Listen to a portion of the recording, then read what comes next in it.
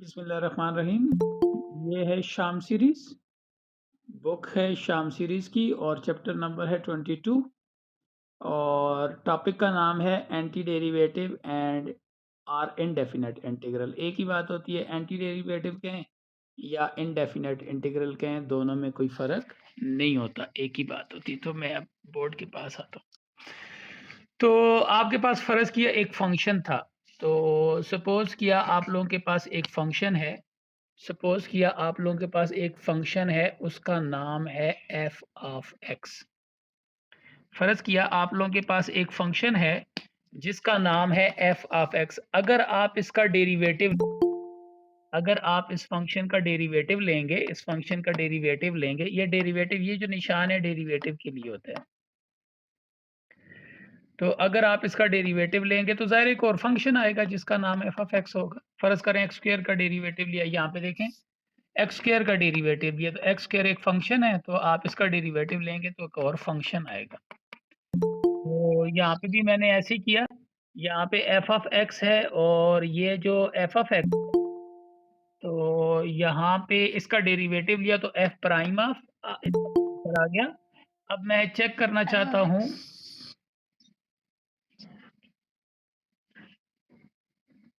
D over d x is equal to, क्योंकि f prime का मतलब होता है d over of f of x.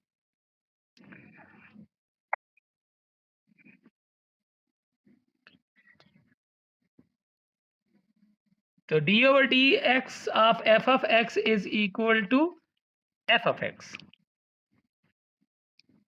सही।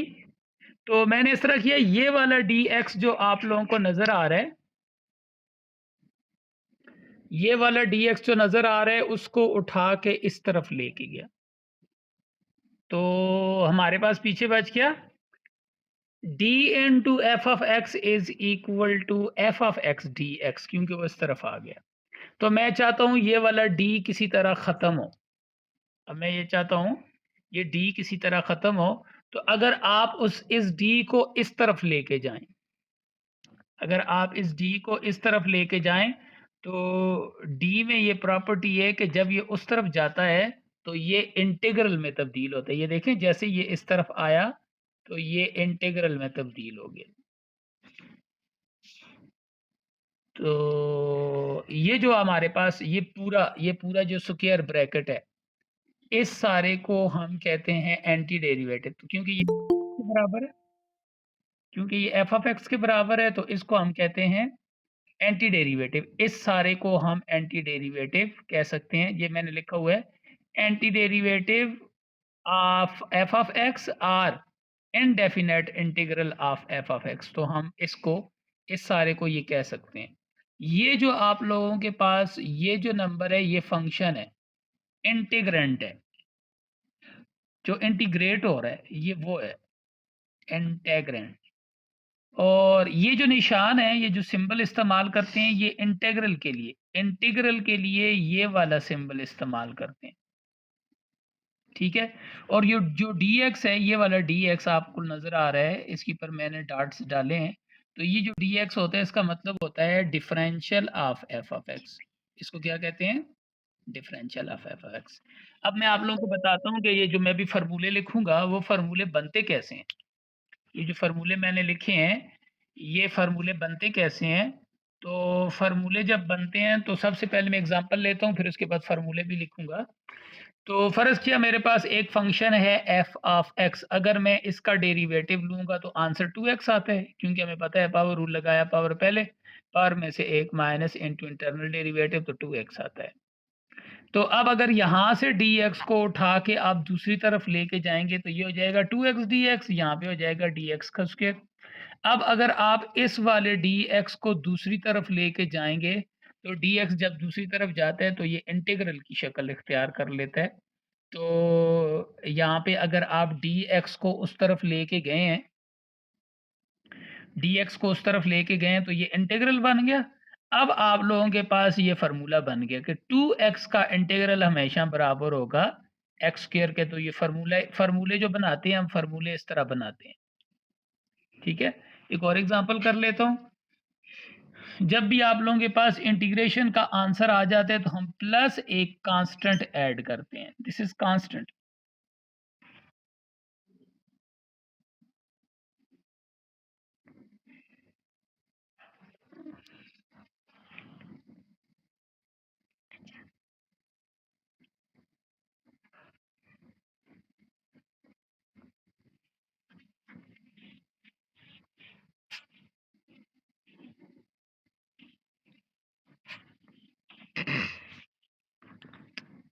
कांस्टेंट क्यों ऐड करते हैं? फर्ज करें मेरे पास एक फंक्शन है एफ ऑफ एक्स, फर्ज करें एक फंक्शन है एक्स स्क्वायर प्लस 5।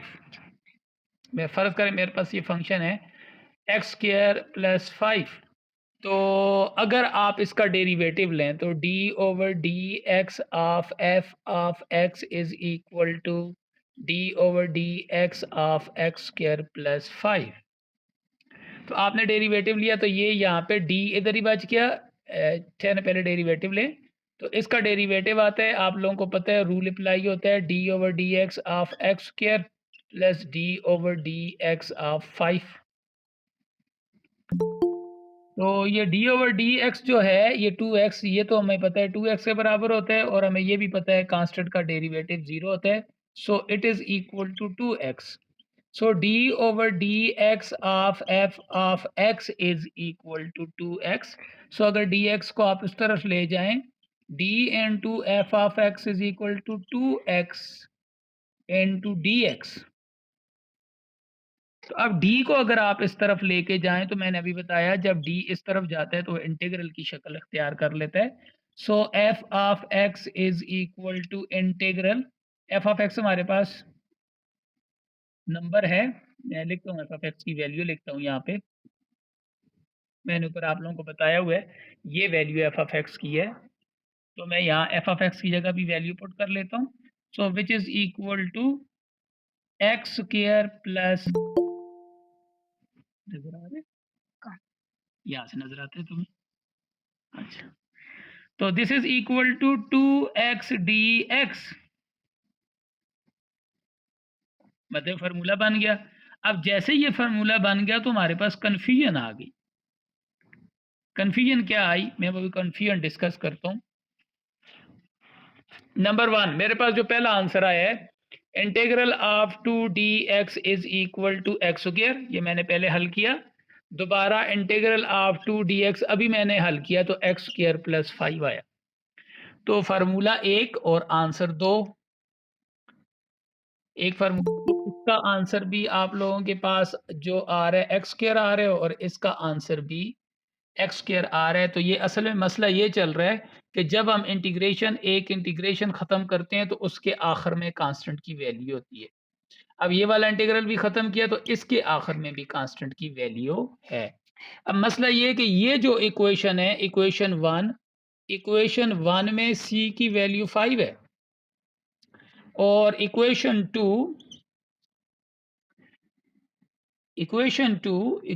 टू में जो हमारे पास c की वैल्यू वो 0 है। तो इसलिए अब हमारे दोनों फार्मूले सेटिस्फाई हो रहे हैं कि हाँ जी ठीक है, अगर ये कांस्टेंट ऐड किया जाए तो आप लोगों के ये दो फार्मूले ठीक बनते हैं, अदरवाइज आप लोगों के फार्मूले ठीक नहीं बनते हैं। ओके बच्चों, तो अब मैं आप लोगों को लेके जाता हूँ लॉज के ऊपर। आप लोगों की बुक में लिखा हुआ है लॉ नंबर 1, मैं बुक से साथ साथ देखता जाऊंगा यहाँ से।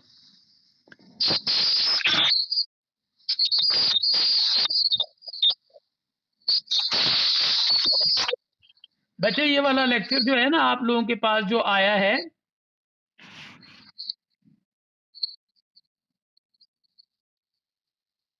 जी बोलें, तो नोट नहीं करना ना, समझना है ना।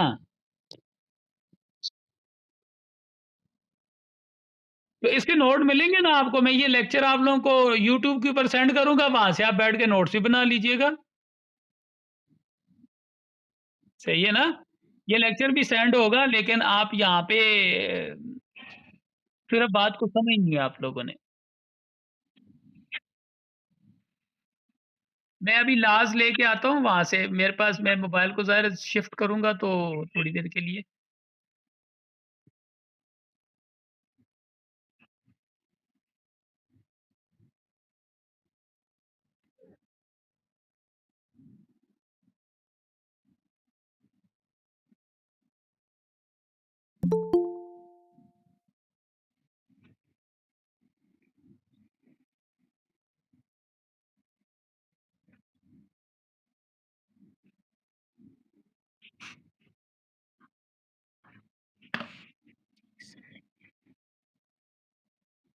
हुँ, हुँ।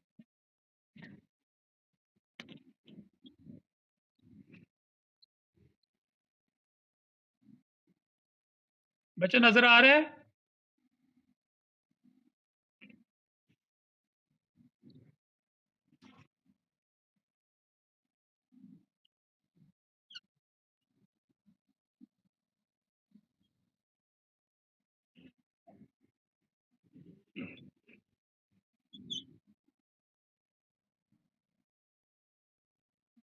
अच्छा मैं ला लिख रहा हूँ ना, मैं लिखने के बाद दोबारा आप लोगों को स्विच ऑन करूँगा तब नज़र आएगा।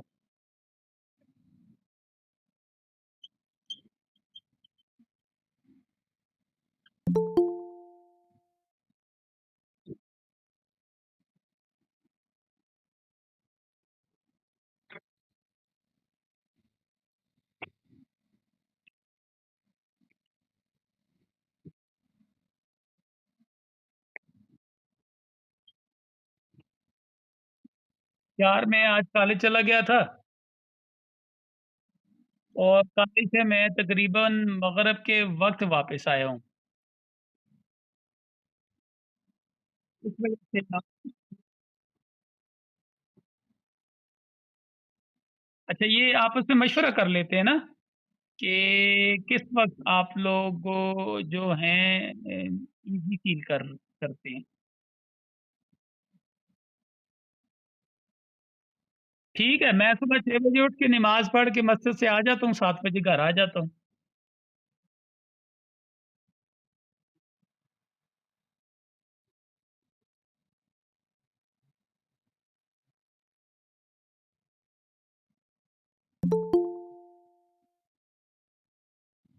चयन कर लें।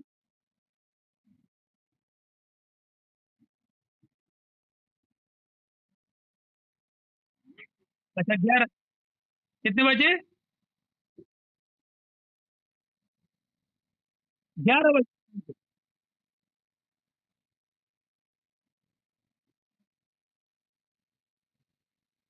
ठीक है बच्चे 11 बजे करते हैं।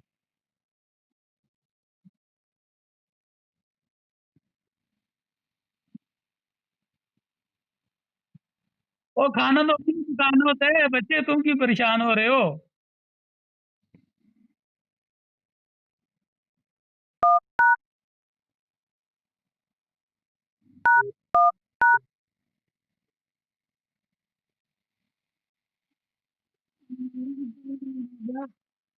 जी बच्चों तो मैं दोबारा शिफ्ट किया, अब आप लोगों को नज़र आ रहा होगा।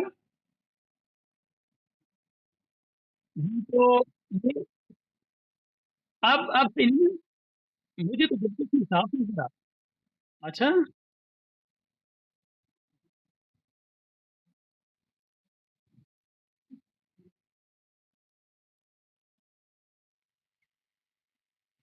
अच्छा रोटेट ना करूँ ऐसे ही इस तरह कर लूँ।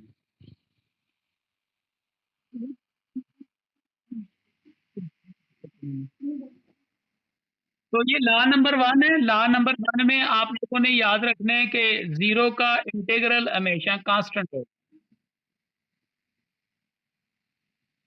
0 का इंटीग्रल हमेशा कांस्टेंट होगा। 1 का इंटीग्रल ये बेसिक फ़ॉर्मूले ये आप लोगों ने एफएससी में पढ़े हुए हैं, लेकिन क्योंकि अब हमने आपको कैलकुलस पूरी पढ़ानी है, तो ये फ़ॉर्मूले साथ-साथ रिवाइज़ करते जाएँगे। तो 1 का इंटीग्रल x कैसे होता है, वो मैं तरीका बता देता हूँ आप लोगों को x कैसे होता है। तो आप 1 क्योंकि कांस्टेंट है इंटीग्रेशन से बाहर आ जाता है और जब आप इस dx को इंटीग्रल के साथ कैंसल करते हैं, ये आ जाता है 1 इंटू एक्स जब इंटीग्रेशन खत्म होती है तो कांस्टेंट आ जाता है। तो ये आ गया x plus constant. Law number 3 में कहता है अगर कोई कांस्टेंट नंबर है, अब ये लॉ नंबर 3 में बात कर रहा है, अगर कोई कांस्टेंट नंबर है तो आपने उसको इंटीग्रेशन से बाहर लिखना है पहले, फिर आप लोगों ने दोबारा इसी तरह करना है। 1 को मैंने इंटीग्रेशन से बाहर लिखा, ये 1 को इंटीग्रेशन से बाहर लिखा और एक्स बच गया। इसी तरह ए को इंटीग्रेशन से बाहर लिखेंगे तो एक्स बच जाएगा। तो ये है लॉ नंबर 3। लॉ नंबर 4 है, अगर एक्स की पावर आर हो तो, एक्स की पावर आर हो तो हम इस तरह करते हैं, इसका फार्मूला लगाते हैं, पावर रूल है इंटीग्रेशन का, तो ये होता है r plus 1 divide by r plus 1 plus a constant. और लॉ नंबर 5 में कहता है अगर फंक्शन के साथ अगर कांस्टेंट नंबर आ जाए तो उसको इंटीग्रेशन से बाहर लिखते हैं। तो ये हमने लॉ नंबर 2 में भी पढ़ा है, ये 3 में भी पढ़ा है कि कांस्टेंट नंबर इंटीग्रेशन से बाहर लिखा जाता है। ठीक है। और लॉ नंबर 6 में कहता है अगर दो फंक्शन प्लस हो रहे हो, 2 हो रहे हो, 3 हो रहे हो, 4 हो रहे हो, 10 हो रहे हो, जितने भी फंक्शन हो, और अगर ये प्लस हो रहे हो तो सबका अलग अलग से इंटीग्रल होगा। इसका इंटीग्रल अलग, दूसरे का इंटीग्रल अलग। अगर माइनस हो रहे हैं तो पहले का इंटीग्रल अलग, अगर माइनस का साइन है तो माइनस, अगर प्लस का साइन है तो आप यहाँ पे प्लस लिखेंगे, क्योंकि यहाँ पे प्लस का साइन है तो इसलिए मैंने यहाँ पे भी प्लस लिखा है।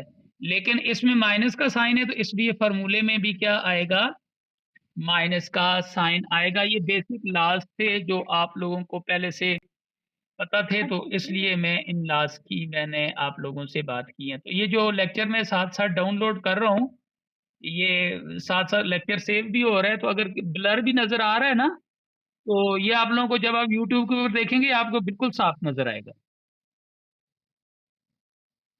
ठीक है। तो ये मैंने 7 लॉ लिखे हैं, ये 1 2 3 4 5 6 और 7। तो अब मैं दोबारा बुक के ऊपर जाता हूँ, अगले लॉज लिखता हूँ, तो फिर एग्जांपल्स करेंगे और इसके बाद तब हमारा आज का चैप्टर भी खत्म होगा और आज का लेक्चर भी खत्म होगा। देखिए, मैं स्विच कर रहा हूँ थोड़ी देर के लिए।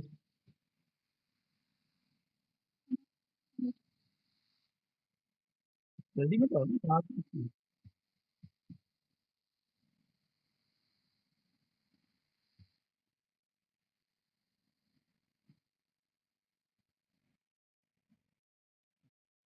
यार ठीक है बच्चों, सही है।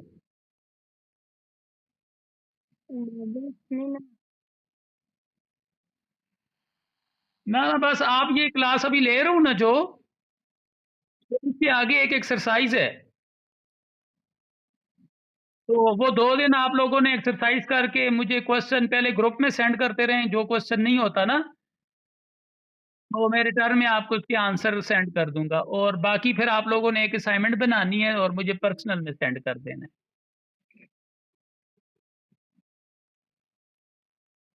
गूगल में ना हुई तो दूसरा आपको रास्ता मैंने बता दिया है, दूसरा रास्ता बता दिया है कि आप लोग मुझे पर्सनल, क्योंकि कल मैं अगर लगाऊंगा ना तो आप कहेंगे गूगल के ऊपर सेंड किया तो मैं गूगल को ओपन कर लूंगा, आप कहेंगे मैंने व्हाट्सएप के ऊपर सेंड किया तो मैं व्हाट्सएप को ओपन कर लूंगा।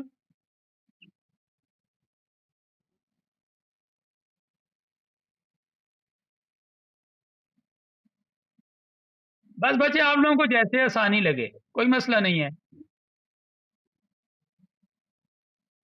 व्हाट्सएप पे कर दें, कोई मसला नहीं है, मैं बिल्कुल डिस्टर्ब नहीं होता हूँ। आप सिर्फ इस तरह कीजिएगा कि मुझे पर्सनल में सेंड कीजिएगा।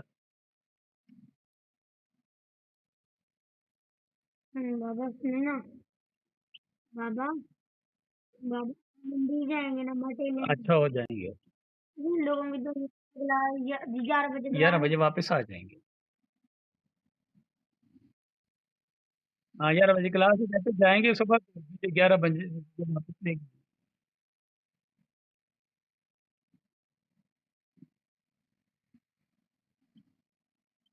नहीं है जो बस में भी गए थे।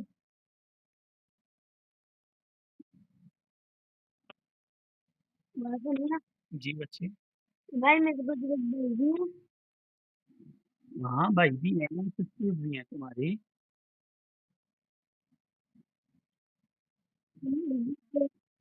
क्या बातें कर रही है भाई? हाँ ये क्लास इधर होगी ना, तो फिर आप लोग इस तरह कीजिएगा, यही क्लास की जो आप लोगों को नोट्स मिलेंगे ना, वो आप लोगों को यूट्यूब से आप बैठ के वीडियो देखेंगे, जहाँ से नोट्स है वहाँ स्टॉप करके लिख लीजिएगा, या जहाँ से समझ आनी है, क्योंकि अभी आपने सुना क्या बता, आप भूल जाएँ, यूट्यूब के ऊपर जाके दोबारा से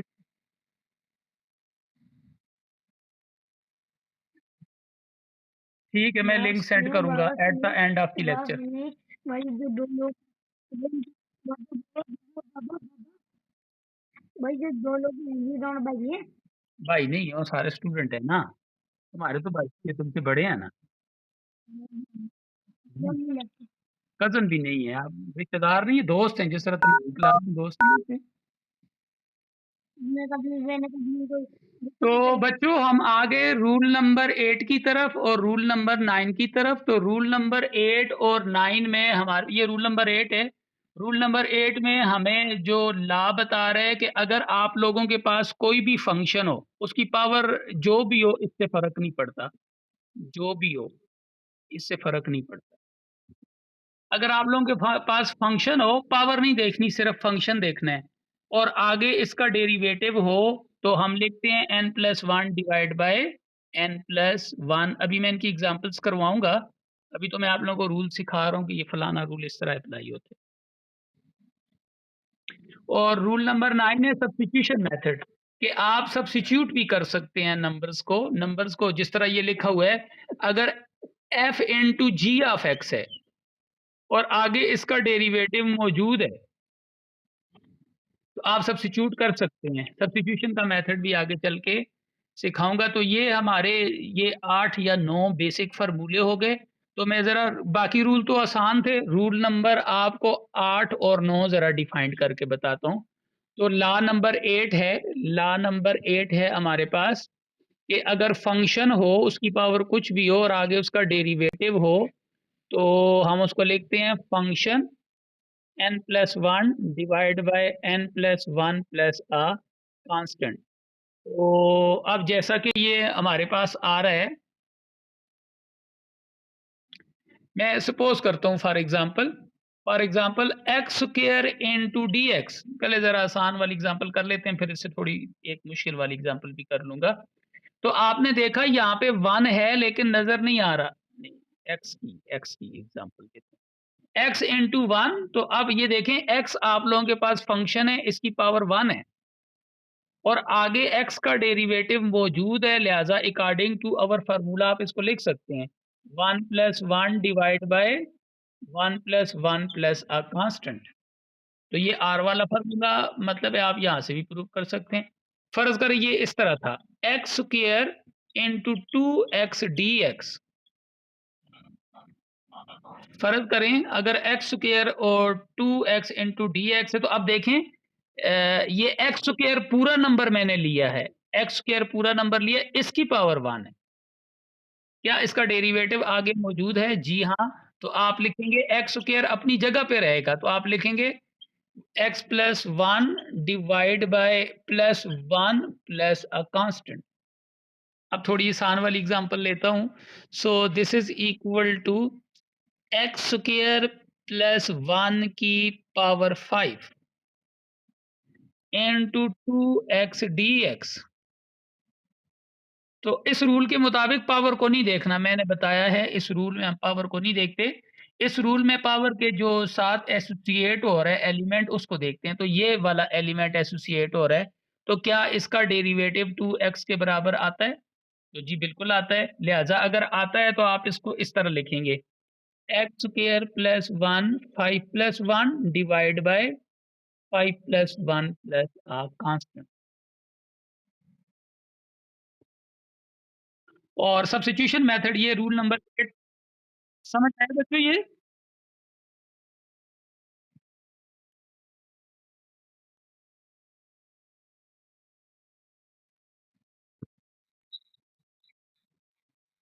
एक और एग्जांपल,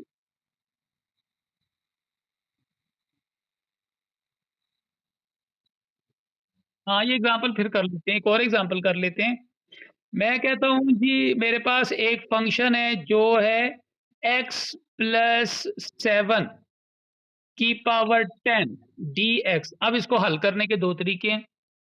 पहला तरीका ये है कि आप इस फंक्शन की पावर को बायनॉमियल थ्योरम से हल करें पहले, उसके बाद क्वेश्चन को हल करें। तो ये क्वेश्चन तब हल होगा, ये तरीका नहीं है इस क्वेश्चन को हल करने का। तो दूसरा तरीका जो मैं आप लोगों को बता रहा हूँ वो हमारे पास रूल है। रूल कहता है अगर आपके पास फंक्शन हो, उसकी पावर कुछ भी हो और फंक्शन का आगे डेरिवेटिव हो, तो फिर हम इसका इंटीग्रल लिखते हैं। फिर हम इसका इंटीग्रल लिखते हैं फंक्शन की power n+1 divide by n+1 plus a constant. ठीक है। तो अब देखें हमारे पास ये फार्मूला अभी अभी हमें इस क्वेश्चन को हल करने में आसानी देगा, क्योंकि अब मैं बायनॉमियल फार्मूला इसको एक्सपेंड करने के लिए लगाऊंगा तो मुझे पहले इसकी 11 टर्म्स फाइंड करनी पड़ेंगी, फिर हर टर्म का अलग अलग से मुझे इंटीग्रल फाइंड करना पड़ेगा। तो ये एक मेरे लिए मुसीबत बन जाएगी। तो मैं लिहाजा इस रूल को यहाँ पे इम्प्लीमेंट करता हूँ। तो मैं इसको लिखता हूँ कि ये हमारे पास फंक्शन है जिसका नाम है x+1 की पावर 10। तो क्या इसका डेरिवेटिव आगे है? तो इसका डेरिवेटिव 1 आता है। तो 1 ना भी हो तो हम लिख सकते हैं। ये मैंने 1 लिख दिया, क्योंकि अगर आप यहाँ पे 1 लिखते हैं तो कोई फ़र्क नहीं पड़ता। लिहाज़ा 1 इनटू dx तो फंक्शन है और आगे इसका डेरिवेटिव मिल गया। लिहाज़ा अब आप इसको लिखेंगे x प्लस, सॉरी 7 है। तो x प्लस 7 की पावर 10 प्लस 1 और divide by 10 plus 1 plus a constant.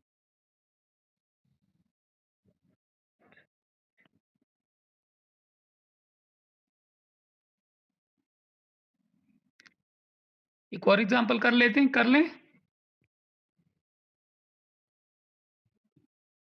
एक और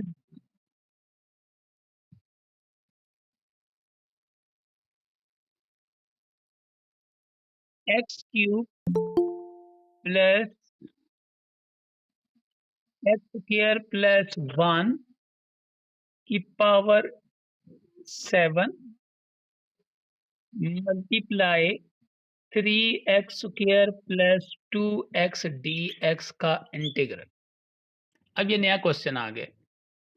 तो इस क्वेश्चन के मुताबिक अगर आप इसको बायनॉमियल से हल करें तो आप इसको बायनॉमियल से हल कर सकते हैं।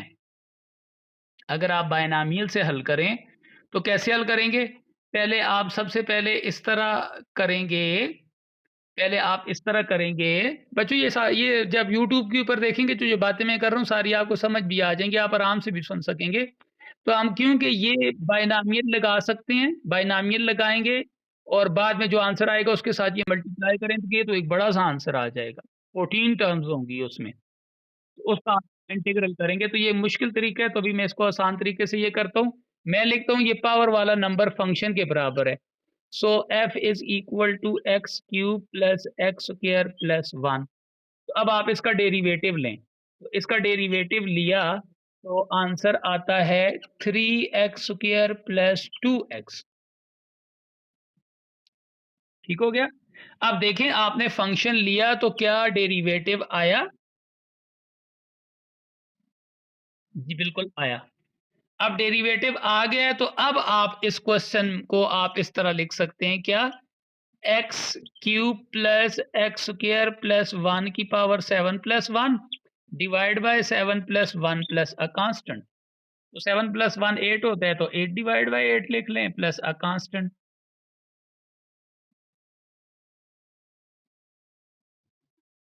जी, अब डेरिवेटिव आएगा तो ये रूल आप तब अप्लाई कर सकते हैं। वैसे अगर डेरिवेटिव नहीं आया तो ये रूल नंबर 8 अप्लाई नहीं होगा।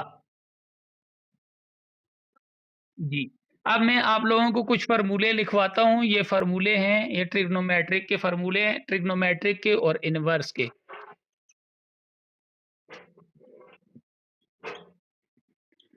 ट्रिग्नोमेट्रिक के फ़ॉर्मूला है sine of x cos of x plus constant, और cos of x is equal to sine of x plus constant, और integral of secant square x is equal to tangent x plus a constant. So integral of cosecant square x is equal to minus जी, इसके बाद integration है जी।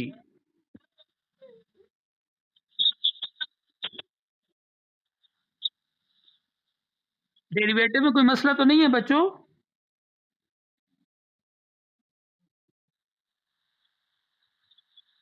हाँ जी, derivative आगे next chapter में दोबारा वापस आएगा और वो किन चीज़ों का आएगा?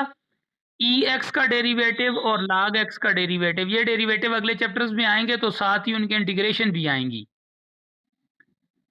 तो आप लोग ये चैप्टर जो पढ़ रहे हैं, इस चैप्टर में एक्स भी नहीं आएगा, log एक्स भी नहीं आएगा। इसमें सिर्फ ट्रिग्नोमेट्रिक और इनवर्स ट्रिग्नोमेट्रिक हैं, क्योंकि आपने इससे पहले जो चैप्टर पढ़े हैं उसमें ट्रिग्नोमेट्रिक, इनवर्स ट्रिग्नोमेट्रिक और सिंपल डेरिवेटिव पढ़े हैं। तो लिहाजा आगे इंटीग्रेशन की भी यही चीज़ें आएँगी। Integral of secant x into tangent x is equal to secant x plus constant और integration of cosecant x into cotangent x is equal to minus cosecant x plus constant.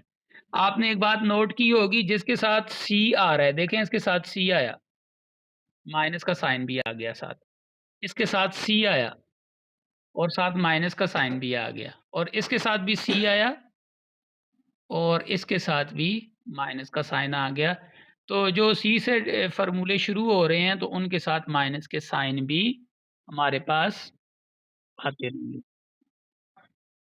तो अब इंटीग्रल बच गया किसका, कौन-कौन से इंटीग्रल बच गए हैं? साइन, कॉस, सीकेंट, बस ठीक है, ये वाले इंटीग्रल हैं हमारे पास ट्रिग्नोमेट्रिक के। तो इसके इनवर्स के, इनवर्स अगर हो, इनवर्स ट्रिग्नोमेट्रिक के क्या फ़ॉर्मूले होंगे, तो वो फ़ॉर्मूले मुख्तलिफ हैं, वो फ़ॉर्मूले मुख्तलिफ हैं। पहला फ़ॉर्मूला है integral 1 divide by 1 minus x square dx is equal to sine inverse x plus a constant. या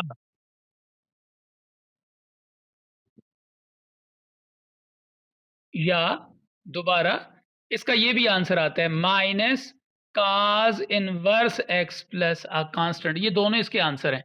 तो हम ज़्यादातर ये इस इंटीग्रल के लिए यही वाला आंसर इस्तेमाल करते हैं, नेगेटिव वाला आंसर नहीं इस्तेमाल करते, ये cos को नहीं इस्तेमाल करते।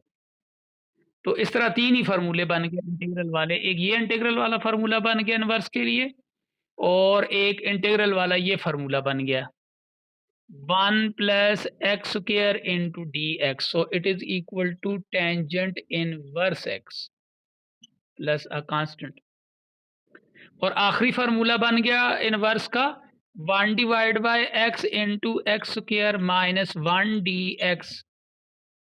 So it is equal to secant inverse x.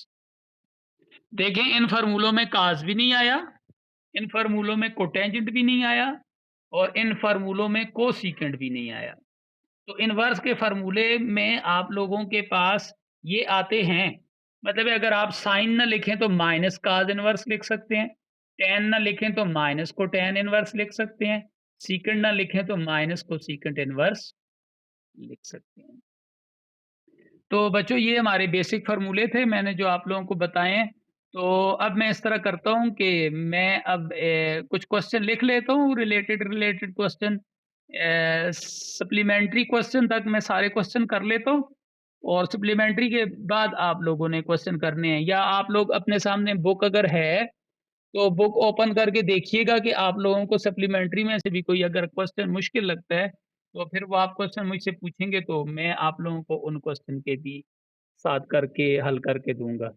तो एक्सरसाइज शुरू करते हैं। तो क्वेश्चन आ रहे हैं। बुक नहीं है, चले खैर है, बुक मैंने सेंड की है ना व्हाट्सएप की पर ना।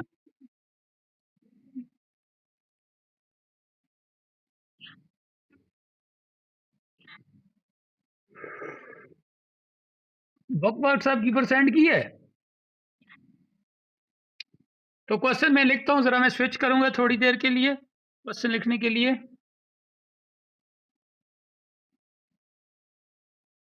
क्वेश्चन नंबर 1,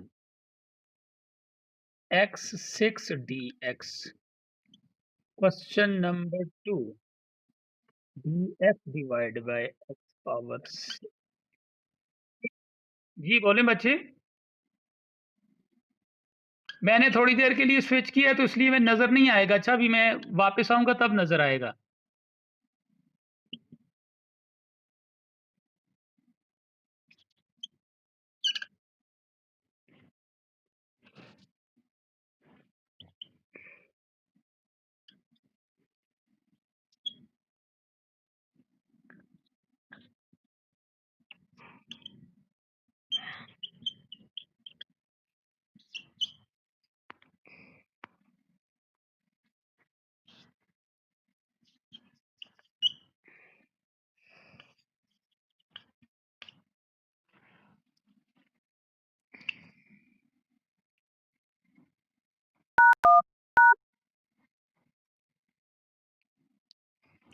तो बच्चों ये क्वेश्चन आ गए, ये हमारे पास क्वेश्चन है। मैं ही आउट हो गया इस पे।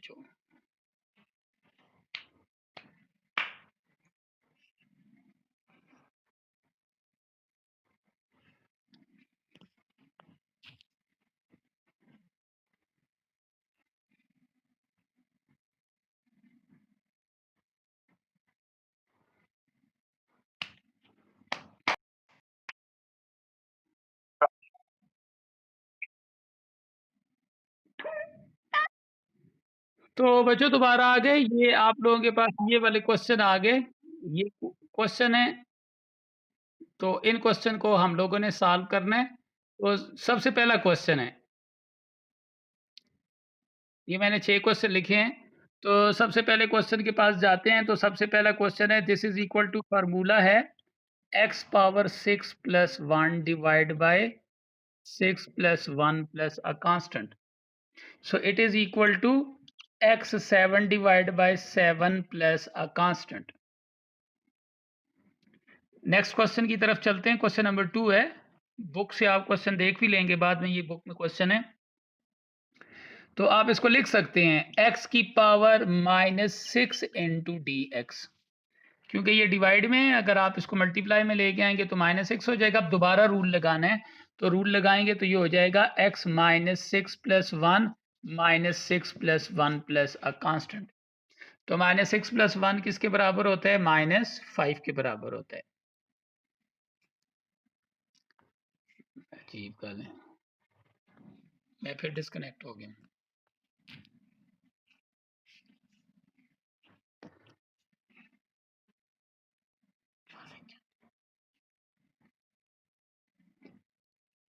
और कहाँ से डिस्कनेक्ट हो जाती है? इस जो लिंक दिया हुआ है ना, वो लिंक लगाता हूँ तो मैं वहां से डिस्कनेक्ट हो जाता हूँ।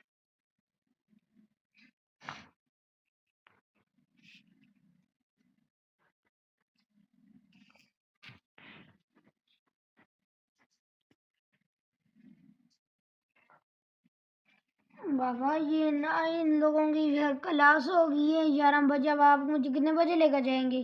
जल्दी। 10 बजे? 10 बजे लेकर जाना। बाप मैं भी जाऊंगा छा। आप अकेले नहीं जाएंगे? बाप मैं भी जाऊंगा छा। ठीक है।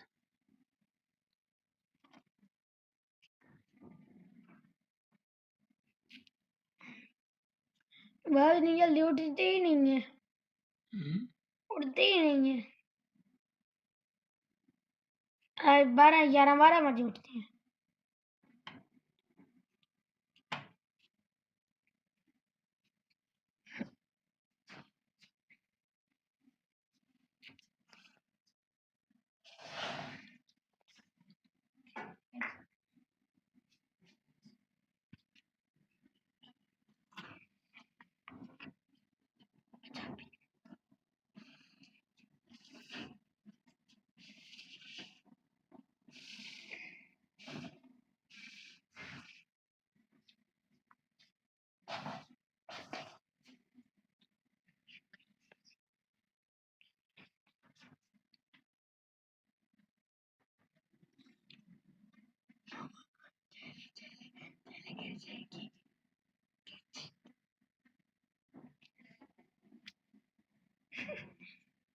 मुझे साइन इन नहीं कर रहा।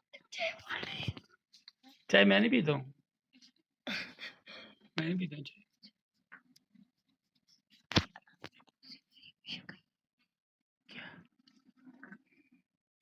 पियो ना।